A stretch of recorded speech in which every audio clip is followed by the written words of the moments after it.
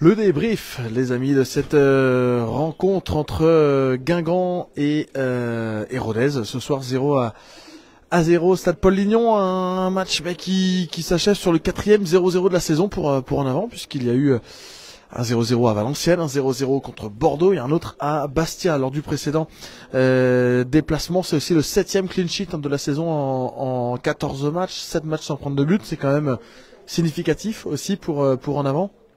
Guingamp qui a évidemment poursuivi aussi sa série de matchs sans défaite, d'invincibilité. Ça fait 7 matchs sans perdre. Alors il y a que entre guillemets 2 victoires dans la série et 5 nuls, mais le compteur tourne régulièrement pour En Avant ces dernières semaines avec quelques victoires bien sûr, des nuls, pendant que certains avancent différemment avec des victoires, des défaites.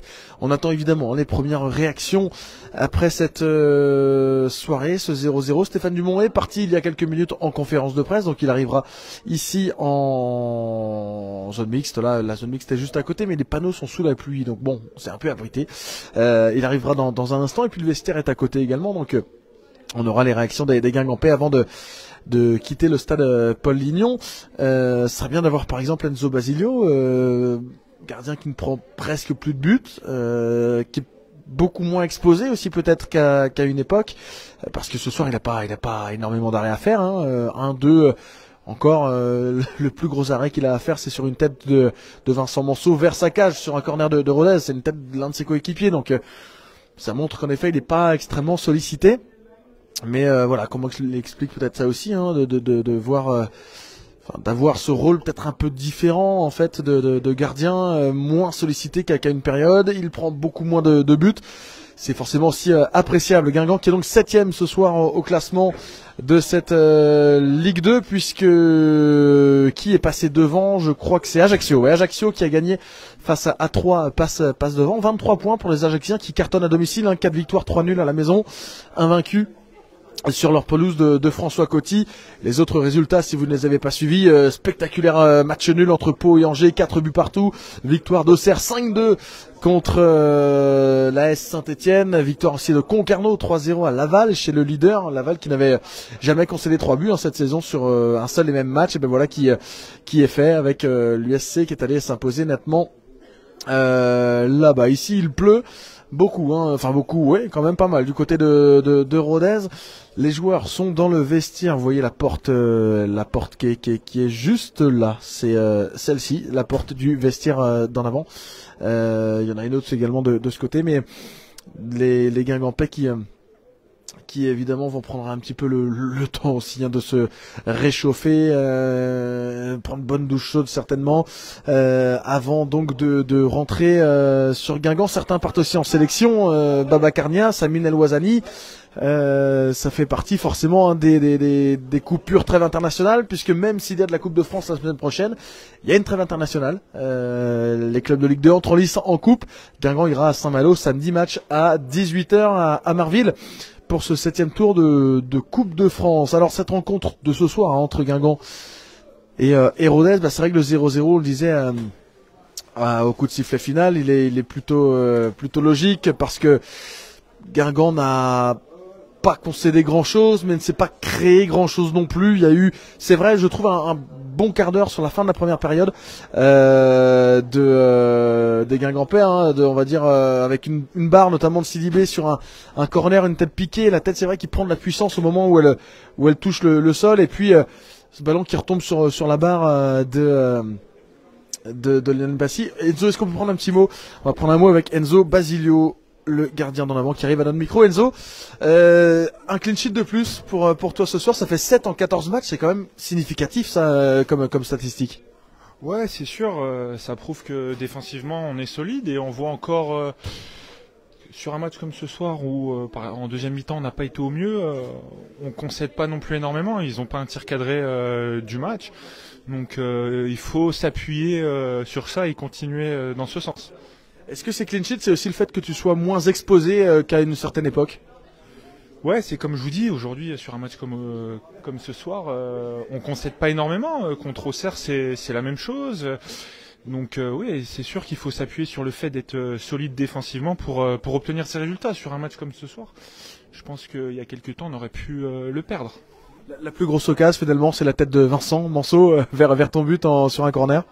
Ouais, après, bon, je suis là pour faire l'arrêt, donc tant mieux, mais après, autant en deuxième mi-temps, bon, on a eu plus de mal à ressortir le ballon, mais en fin de première notamment, on a eu une période où on a poussé et il faut que sur ces périodes-là, sur ces temps forts, on arrive à sanctionner et pour passer devant le score. Oui, c'est ça, il y a ce temps fort d'un gros quart d'heure. Est-ce qu'il y avait mieux à aller chercher ce soir ici? C'est un bon point ce soir contre une belle équipe de Rodez qui produit un bon football. Donc on aurait pu gagner, on aurait pu perdre, mais il faut savoir ne pas perdre et se contenter d'un point ce soir. Ouais, un point qui, mine de rien, vous fait avancer aussi parce que ça fait 7 matchs d'affilée sans défaite, ça fait plus de 2 ans que ça n'était pas arrivé. Là aussi, c'est significatif. Ouais, non, mais c'est comme je vous dis, c'est signe que l'équipe elle est solide et il faut s'appuyer sur ce socle défensif et continuer cette série. Et on voit qu'avec les séries, il y a que comme ça qu'on avance. Et quand on voit encore les résultats de ce soir, c'est un championnat qui est compliqué et tout le monde peut battre tout le monde. Qu'est-ce qui fait que justement que la deuxième mi-temps soit plus poussive ce soir alors qu'on avait l'impression que vous preniez l'ascendant finalement sur le match? Ouais, c'est sûr qu'avec cette fin de première mi-temps, on avait la sensation d'être bien, de pouvoir passer devant et je sais pas comment l'expliquer. Après, c'est des matchs qui sont pas évidents. Ils étaient à domicile, c'est normal qu'à un moment donné ils essayent de pousser, mais on a répondu présent sans concéder et en gardant le point du nul. Merci Enzo. Merci pour cette réaction après donc ce match nul 0-0 entre Rodez et Guingamp. C'est vrai, je voyais une question, je crois, d'Arnaud. Les deux visages, voilà, entre la première et la deuxième mi-temps. C'est vrai que c'est quand même surprenant de la part des Guingampais d'avoir ces deux visages-là. Surtout entre la 30e, la 45e, Guingamp prend vraiment l'ascendant et en deuxième. La machine s'est un peu éteinte du côté de Guingamp. Alors je crois que c'est Stéphane Dumont qui arrive. Oui, il descend les escaliers là-bas. On va attendre qu'il arrive par ici. On aura sa réaction à l'entraîneur guingampais dans une poignée de secondes maintenant à notre micro. On va lui poser cette question aussi. En effet, pourquoi ça Guingamp n'a pas réussi à aller un peu plus loin sur la seconde période de ce match. Ouais, si on peut maintenant, Stéphane. Après donc ce 0-0 ici à Rodez. Stéphane, on a eu un match où en fin de première mi-temps on s'est dit ça y est, Guingamp va prendre le dessus et ça s'est un peu éteint en deuxième mi-temps. Ouais, on a fait je trouve une bonne première mi-temps et surtout une très bonne deuxième partie de première mi-temps où on a raté le coche. On aurait pu et dû être capable de passer devant. On a eu 2-3 situations où on a manqué de réussite. Et 2-3 malgré tout situations où on a manqué de tranchants et de gestes justes. Et c'est vrai que la deuxième période, on a eu moins la possibilité d'aller garder un peu le ballon chez l'adversaire. Ce qui nous a embêté et on a eu moins de situations en seconde que ce qu'on aurait voulu. On a eu le secteur offensif a eu du mal à s'exprimer sur la seconde période au regard de la première. On a manqué un peu de justesse et un peu de calme. Malgré tout, on est plutôt rigoureux, on est plutôt concentré, on concède rien face à la deuxième attaque à domicile. C'était la meilleure attaque à domicile, la deuxième attaque du championnat, et c'est une équipe qui est capable de se créer énormément de situations dans les matchs. Et aujourd'hui, on voit que on est devenu malgré tout un peu chiant à jouer de ce côté-là, et j'aime cette facette aussi de mon équipe. Donc non, il ne faut pas négliger ce point. Une nouvelle fois, il faut qu'on soit capable de le capitaliser, mais on est sur notre 3e clean sheet à l'extérieur d'affilée, on est sur notre 7e clean sheet de la saison, notre 7e match sans défaite. C'est des choses qui ne sont pas négligeables, surtout sur ces terres-là. Et j'en aurais voulu plus sur un plan technique, notamment sur le front de l'attaque, notamment en seconde période, d'être un peu plus juste. Mais aujourd'hui, on va savoir se contenter de la première lecture. Et on discutera aussi de la manière dont on doit appréhender un petit manque de créativité malgré tout avec les absents du moment, et on ressent aussi cette faculté à moins être juste dans certaines zones du terrain, notamment sur la partie adverse, voilà, tout simplement. Donc il faut qu'on arrive à activer des leviers là-dessus, mais non, on continue d'avancer.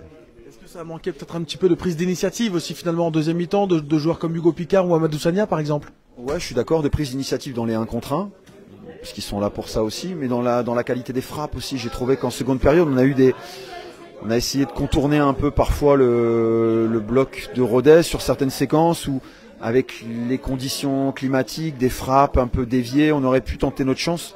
Et je trouve on a manqué un peu de déséquilibre sur certaines phases, notamment en seconde période, ce qui n'avait pas été le cas forcément en première. Mais voilà, il faut qu'on arrive à trouver la parade, notamment dans ce secteur-là. Comme tu le dis, là c'était le 7e clean sheet de la saison, 7e match d'affilée sans prendre de but. Ces signaux-là, c'est vrai qu'on commence à s'appuyer là-dessus pour capitaliser maintenant davantage. Continuer il faut qu'on soit capable de garder ça et être capable de continuer à créer, de marquer des buts. Aujourd'hui, on est capable de le faire et on le montre depuis un bon petit moment, depuis le début de la saison. Aujourd'hui, on a manqué un peu de tranchant, surtout sur la seconde période, mais même sur la première, sur toutes nos situations. Ça doit déboucher sur des choses plus franches que ça. Malgré tout, l'autre lecture est qu'on est plutôt solide, qu'on est plutôt...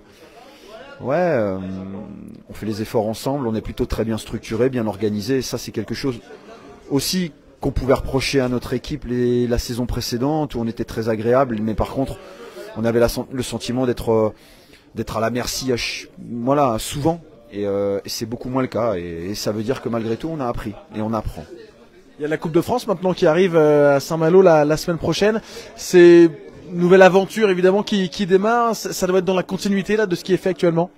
Ah oui, bien sûr. Alors après, c'est une autre compétition, c'est autre chose. C'est un match sec, un match couperé. Et puis malgré tout, on a des absents. On a Amine qui part en sélection, on a les gardiens. Donc il faut aussi aller chercher une nouvelle fois la force du groupe. Mais on a vu un peu ce soir que des joueurs ont joué alors qu'ils étaient quasiment pas ou peu, en tout cas en termes de temps de jeu concernés depuis le début de saison. Et ça, c'est quelque chose d'important sur lequel je compte et qu'il faut s'appuyer, parce qu'aujourd'hui c'est ce qui fait le sel de notre équipe et d'un club comme Guingamp. Mais on va bien se reposer et puis on repart à la bagarre.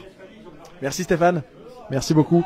Après donc ce 0-0, on disait les Guingampais qui continue de faire tourner le compteur. Ça avance, pas toujours aussi rapidement qu'on le souhaiterait évidemment, mais ça avance quand même. La 7e place ce soir, 21 points au compteur en 14 matchs, ça fait 1,5 par match si je suis pas trop mauvais.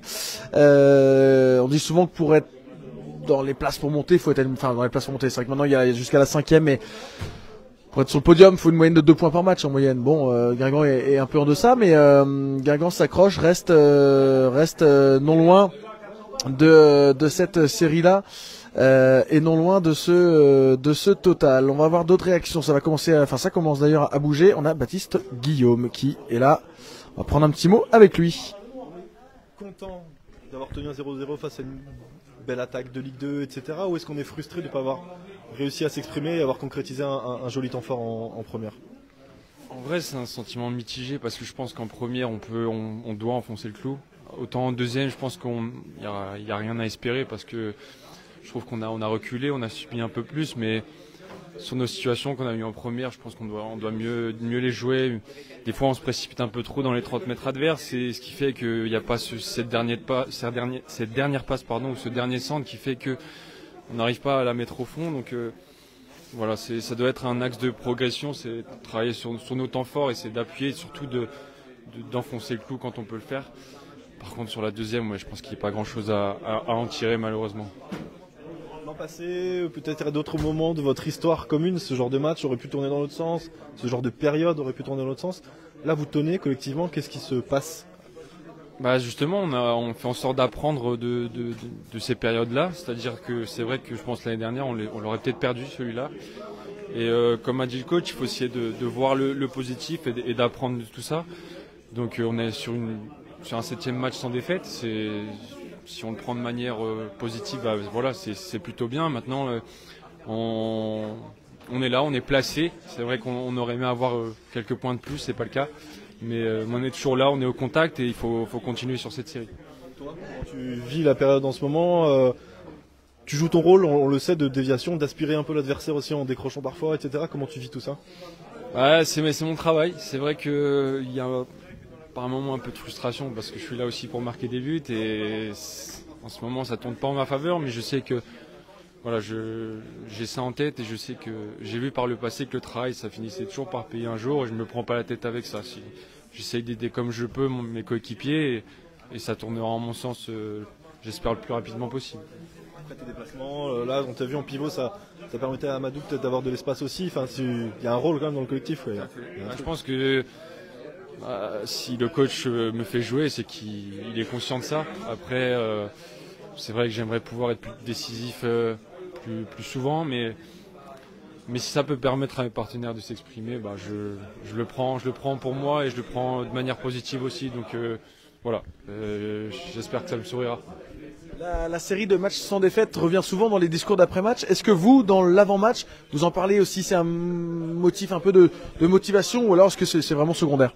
Non, bien sûr qu'on le prend en compte parce que, comme je disais tout à l'heure, l'année dernière, ce genre de série, on n'en était pas capable. Donc on avance sereinement, on travaille, on prend maturité et on reste une équipe difficile à battre comme on a pu le voir aujourd'hui. Donc 7 matchs sans défaite, c'est pas anodin. Et comme a dit le coach, il faut être capable de capitaliser à partir de, non pas la semaine prochaine parce que c'est la coupe, mais la semaine qui suivra. Et voilà, poursuivre cette série et enfoncer le clou à domicile. Merci Baptiste. Voilà pour le débrief de ce match. On va s'arrêter là parce que tout le monde est sorti pendant que Baptiste Guillaume était avec nous et surtout parce que le bus là va partir. On rentre avec le bus, il y a l'avion, l'horaire évidemment à respecter, donc on va devoir se quitter là pour ce débrief de Rodez Guingamp. Mais évidemment on se retrouve très vite pour vous mettre enfin vous pouvez déjà retrouver sur YouTube dans quelques instants ce débrief là et puis retrouver quelques moments isolés de quelques séquences isolées de ces réactions d'après-match que l'on vous proposera dans les prochaines heures. Merci à tous de nous avoir suivis et on se retrouve donc très vite. Prochain match, ce sera samedi prochain 18h à Saint-Malo, le 7e tour de la Coupe de France. Bonne soirée à tous. Ciao.